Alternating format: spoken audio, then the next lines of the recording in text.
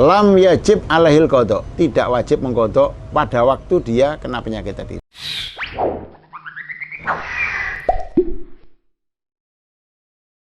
Menurut di kitab takribnya, jadi perkara yang syarat wajibnya sholat itu ada 3. Cuma di dalam kitab bajurinya ditambahi.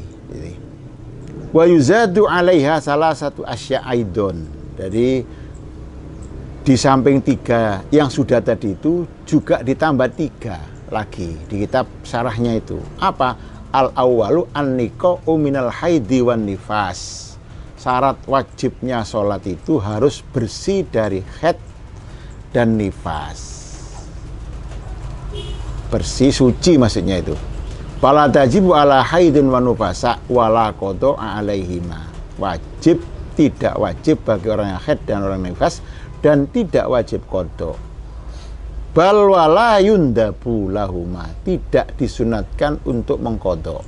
Seandainya diqadha, orang haid pada waktu haidnya itu nggak sholat, otomatis dia tidak wajib mengqadha dan tidak disunatkan qadha. Kok diqadha ae?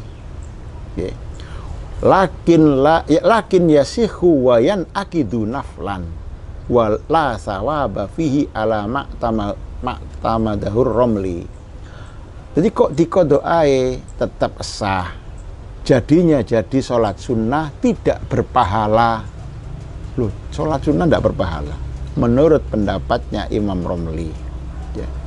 Tapi lah begitu. Tapi kalau menurut Imam Khotib ya, Syekh Khotib tetap sah.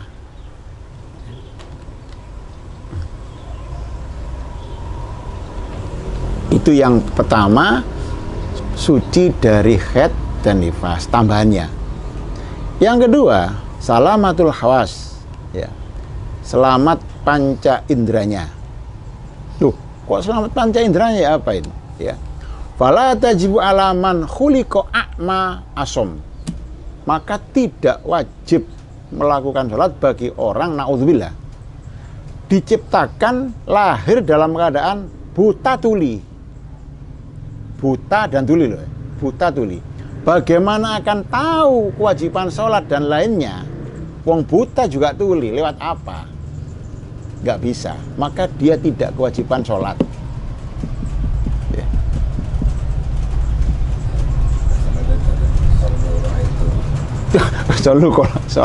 Solu kamaro itu muni usolli.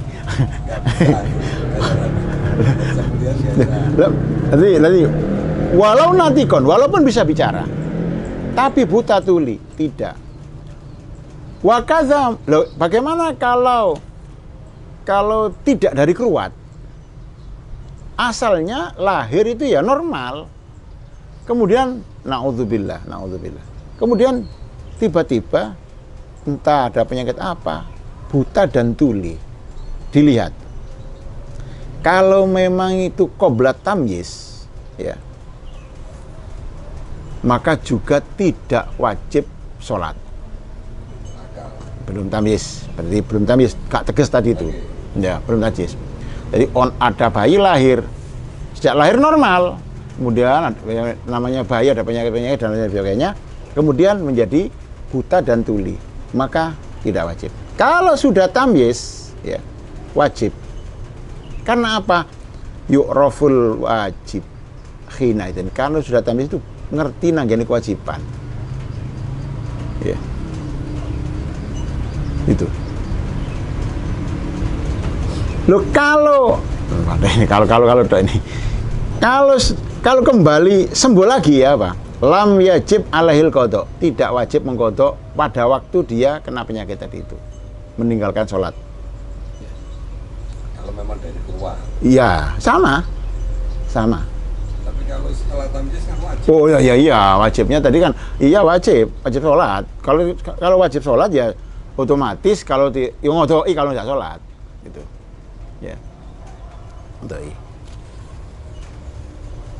Kalau cuma salah satu masih kewajiban. Bisa melihat tapi tidak mendengar, bisa, karena kitab Allah bisa dilihat sekarang lewat baca bisa. Terus buta tapi ini mendengar, bisa didengar. Jadi masuk khitabnya Allah itu bisa dari kita bisa mendengar apa kewajiban ini lewat ini, bisa melihat ya. Kalau sudah ini dan ini fatal sudah. Fatal. Ya. Kalau cuma tidak mendengar, kalau tidak tidak mendengar toh masih wajib, atau tidak melihat saja wajib. Ya. Ya. Ukuran berakal itu apa? Apanya? Ukuran berakal atau tidak gila itu nopo? Apakah bisa membedakan buruk dan baik? Apakah hanya bisa membedakan warna? Karena kan gini, orang sakit menua ya, seperti stroke, pasca stroke itu kan kadang-kadang juga seperti orang gila, tapi dia juga bisa merasakan lapar, dia juga bisa makan setengah waras lah, libur setengah kan kasarannya nonton, yeah. Tapi dia nggak bisa respon. Ukuran majnun apa kehilangan akal, akhirnya kan berdampak pada kewajiban. Dia masih berkewajiban melakukan kewajibannya sebagai orang Muslim. Al-buluh al-aklu Yeah.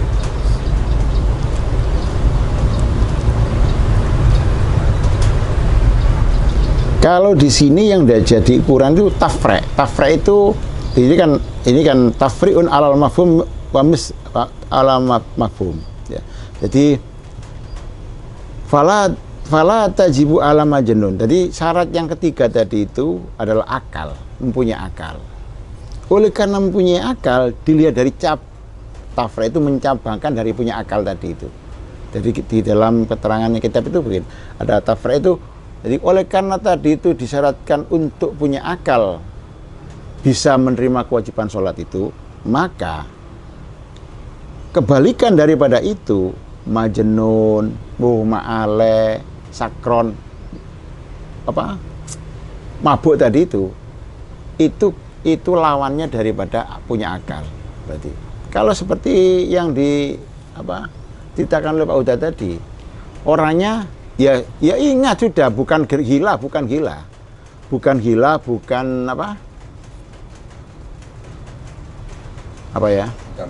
bukan mabuk, bukan ayan ya, termasuk pekun ya sudah, pekun itu termasuk juga pekun. Terus yang dimaksud tadi itu apa? Nah, intinya batasan hilang akal itu seperti contoh bukan orang seperti, tapi orang mabuk pun ya. Betul. Kan ada yang mabuk berat, ada mabuk setengah berat, ada yang mabuk tapi juga masih bisa normal, dia juga bisa bersepeda, tapi kondisinya mabuk kan. Kalau tersani orang yang mabuk itu loh, mabuk berat ya nggak iso, nyontok kasarannya. Nah, batasan mana gugurnya kewajiban hilang akal itu? Setengah mabuk, tidak begitu sadar, tapi dia masih bisa merespon, masih bisa berjalan.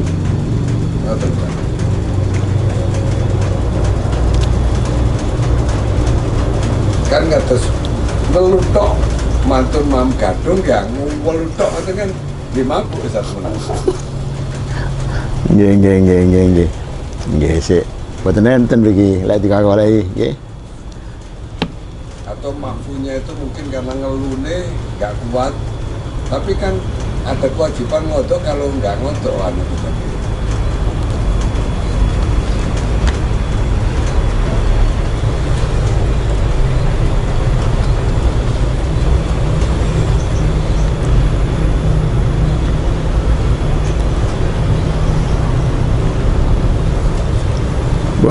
Boten niku. Kata sahabat napa niku kan nggih. Wonten kan nggih suka mabuk kan ya. Nggih. Sering dicilih sama Kanjeng Nabi. Itu pasti kan juga ada batasannya pada saat yaitu. Bon kula batasi mawon piye niku. Terus sampai sebatas mana yang diimamkan punya akal itu, ngoten nggih. Jadi akal normal ya ono akal gitu. Nggih. Contoh mawon. Nggih. Kalau kan enggak ada rencana. Nggih. macan ini matur habis sakit. Ya, awal stroke dulu memang nggak mengenali sama sekali. Taruhlah, saya katakan hilang ingatan. Jadi dia nggak bisa merespon, dia nggak mengenali orang. Berarti saya anggap gugur kewajiban karena memang hilang ingatan. Setelah pasca perawatan, operasi, dia sudah mulai bisa merespon, bisa mengenali, oh ini si A, si B, saya lapar, saya haus. Tapi nggak full masih ingatannya. Cara memori itu mungkin 50%. Ada orang yang nggak terlalu mungkin masih jeda waktu siapa ya ini. Tapi sudah memang. Nah, apakah ini juga masih dikatakan gila? Berarti dia punya akal tapi buatan sempurna lah. Nggih pun yang jelas itu apa sampai di mana batas-batas akal itu pun betul nggih. Terus dan sampai di mana otomatis kalau sudah ketemu batas-batasnya orang punya akal tuh nanti batas-batas tidak punya akal, termasuk tidak punya akal itu apa? Hanya gila dan 3 itu saja kan gitu. Paling tidak kan betul. Saran, dicatat mungkin sekarang nggak bisa sholat, karena memang nggak bisa. Ya. Dulu karena nanti ada kewajiban qadha. Ikhtiar kan ataupun disyaratkan untuk kurban waktu kayak atau apa. Nggih. Bon. Mriki pun kula batasi niku. Kula batasi. Sampun? Nah. Yang nomor pinten Pak Bun? Nomor 3 nggih. Jadi yang nomor 2 tadi syarat wajibnya sholat itu harus selamat indranya. Oleh karena harus selamat, maka tidak wajib. Tapi indera tertentu ini, indera tertentu. Jadi indera pendengaran dan penglihatan. Ya. Akal itu maksud indera atau mboten? Mboten nggih. Akal nih. Panca indera ini kan indera kan 5 nggih. Panca indera. Indra nggih. Niki mboten masuk niki ya. Mergane dewe-dewe niku. Nggih. Jadi fala tajibu ala. Jadi orang yang diciptakan tidak bisa melihat dan tuli, maka tidak berkewajiban untuk sholat. Terus kalau memang itu diciptakan tadi itu baru datang, ya. Kalau sebelum tamyiz termasuk tadi itu, termasuk tidak wajib. Kalau sudah tamyiz bahkan dewasa baru tidak bisa melihat, tidak bisa mendengar, maka tetap dia kewajiban untuk sholat. Tapi tidak boleh menjadi makmum. Tidak sah menjadi makmum. Kecuali ada orang yang mengarahkan di tepinya. Ruku, sujud, itu mengawal. Ya. Kalau makmum sendiri nggak bisa. Jadi imam boleh. Kalau imam kan bebas gerakannya, karena tidak mengikuti. Jadi orang yang buta tuli, ya, tidak bisa dijadikan makmum. Tapi kalau jadi imam sah, ya, karena gerakannya tidak bebas. Kalau imam kan, kalau makmum kan gerakannya ikut imam. Bagaimana tahu gerakan imam? Wong barang buta dan tuli. Kecuali kalau ada orang yang mendampingi. Allahu Akbar, takbir. Muni percuma ya, diangkat tangannya tapi cekel. Ya. Ya. Tapi kan bedanya takbir itu bila ada niatan untuk mengasih kode kan juga nggak boleh. Maksudnya? Takbir supaya makmum kedengaran atau takbir supaya kan bukan angsal gitu. Angsal. Bedanya kalau inginannya kan. Oh, itu untuk imam ya. Lalu ini kan pun darurat niku nggih. Pun darurat kan niku. Jadi untuk memberitahu itu boleh kalau gitu ya. Boleh kan seperti itu ya. Jadi kalau imam bacaannya keras karena untuk memberitahu kepada makmum itu nggak boleh niatnya seperti itu. Ya, nggak boleh niatnya mengeraskan suaranya karena untuk biar imamnya terdengar, makmumnya terdengar, nggak boleh seperti itu. Ya.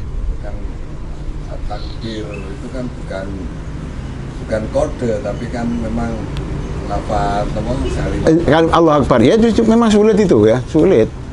Bagaimana kalau kita menyuruh orang untuk takbir, membaca takbiratul ihram, orangnya nggak dengar, juga nggak melihat. Ya apa ditulis di batu ini ya. Oh, isyarat. takbir. Tapi kalau makmum membantu untuk mengeraskan takbir untuk membantu imam, itu boleh sampai. Maksudnya membantu imam apanya? Untuk membantu imam memberikan kode kepada jamaah yang lain bahwa itu adalah apa namanya pergerakan bagian pergerakan sholat dari sujud ke itidal, rukuk ke takbir. Loh, kan gini. Jadi apa ya? Jadi makmum itu mengeraskannya itu bukan karena memberitahu kepada makmum, tapi memang zikir sudah. Jadi dia zikir. Kalau memang tujuannya untuk mengeraskan agar si makmum dengar, nggak boleh. Itu. Nggak boleh. Terus si makmum mengeraskan agar si imam tahu. Ya betul asal tahu yang nopo niku. Kan kalau di masjid-masjid besar itu betul. Biasanya kan makmum saf awal. Mubalek. Makmum saf awal di belakang imam. Biasanya pada saat imam itu betul. Bergerak, ya, itu dia membantu mengeraskan membaca takbir. Makanya Allah gitu. Kan gitu ya. Sami Rabbana walakal hamd itu ya. Nah, terus hukum makmumnya tadi yang mengeraskan. Makanya niatnya tadi itu niatnya kembali lagi ya. Niatnya harus kembali. Ngoten itu prosedur niatnya untuk memberikan komando. Lah makanya itu sebelumnya itu. Makanya kan nggak mungkin kalau wajar aja buat apa ngerasin suara. Sekali lagi lah. Sekali lagi bukan. Jalurnya pakai lurus dulu. Kemudian nanti kita itu. Ngoten. Ya. Jadi kalau dilihat dari lurus ya nggak boleh kalau memang gitu. Ya memang kalau niatnya lah lopo wa Rabbana walakal hamd banget itu kan gitu ya. Lah makanya kan menurut pendapat gitu nantinya itu gitu ya. Jadi kalian betul takbir intiqalnya itu kan sunnah ya. Loh kalau takbiratul ihram memang harus rukun, tapi mengeraskannya itu cukup terdengaran telinganya sendiri kan gitu. Loh gitu. Iya.